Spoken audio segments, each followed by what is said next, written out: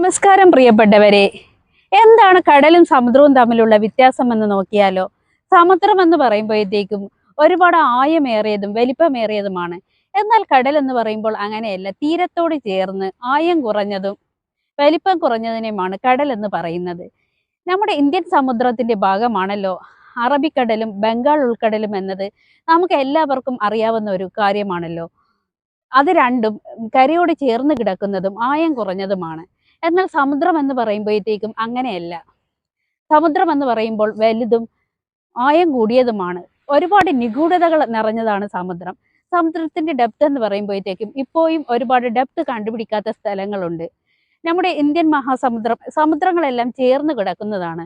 അത് Indian മഹാസമുദ്രമായാലും Indian മഹാസമുദ്രത്തോട് ചേർന്ന് കിടക്കുന്നതാണ് പസഫിക് സമുദ്രവും അറ്റ്ലാന്റിക് സമുദ്രവുമെല്ലാം.